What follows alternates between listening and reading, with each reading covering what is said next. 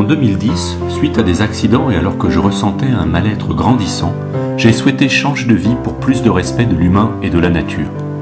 Nous habitions depuis 1999 sur ce lieu magnifique au cœur du Gers et nous avons voulu ancrer notre projet ici.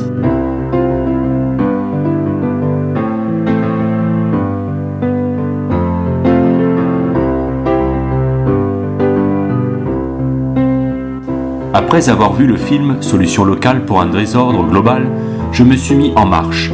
J'ai découvert Terre et Humanisme, Pierre Rabhi, et durant l'été, je me suis initié à l'agroécologie. Quelques mois plus tard, j'ai commencé le design en permaculture de notre projet de transition écologique. Avec Dominique, nous avons rédigé la charte du verger de Galadriel pour un monde en harmonie. Nous nous sommes appuyés sur tout ce que nous faisions déjà correctement et pas à pas, nous avons apporté des évolutions pour arriver, 5 ans plus tard, à une situation dont nous sommes satisfaits.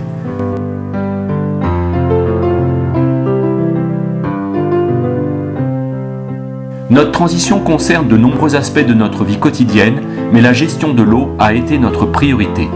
Nous sommes désormais autonomes en récupérant l'eau de pluie et en la valorisant jusqu'à la rendre potable. Nous avons un assainissement par filtre planté, appelé phytoépuration, des toilettes sèches et nous rejetons une eau écologique propice à la biodiversité. Pour les produits ménagers, nous avons gardé l'essentiel. Notre petit-fils étant allergique, nous avions supprimé dès 1999 les adoucissants. Nous n'utilisons plus que des lessives, savons et shampoings écologiques que nous achetons en vrac ou en contenance familiale. Le bicarbonate et le vinaigre couvrent bon nombre de nos usages. Pour le potager et le jardin, nous avons étendu nos pratiques biologiques vers l'agroécologie. Nous paillons et apportons du compost que nous réalisons avec les déchets végétaux et ceux des toilettes sèches. Nous ne retournons pas le sol. Grâce à la plantation de haies, d'un verger et l'installation d'une mare, nous accueillons la biodiversité et complétons ces actions en installant des nichoirs et en nourrissant les oiseaux. Nous sommes refuge LPO. Pour notre alimentation, nous sommes autonomes à 90% sur les légumes et à 30% pour les fruits, notre verger étant tout jeune.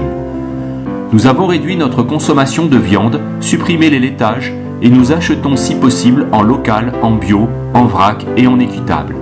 Pour la santé, nous privilégions la prévention par des huiles essentielles et je pratique le yoga et la méditation. Bien sûr, nous trions nos déchets et donnons à Emmaüs ou au relais vêtements depuis 20 ans. Mais nous allons désormais plus loin.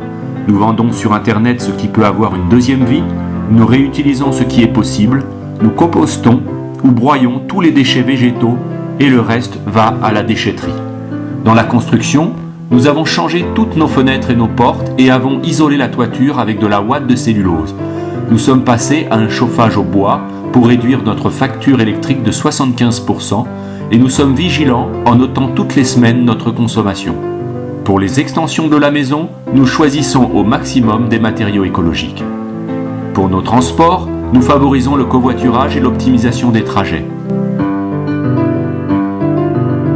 Même si nous avons gagné en autonomie, nous ne sommes pas isolés. Nous sommes en relation avec de nombreuses associations. Nous les soutenons de notre mieux. Nous sommes bénévoles dans l'association de notre village et au sein de la nourrice à Aubiette. Notre réseau de connaissances s'est accru et notre influence auprès des collègues, des amis et des voisins n'est pas négligeable. En effet, nous avons le souci de transmettre et le livre « Comment réussir sa transition vers l'écologie » en est un exemple, tout comme cette vidéo.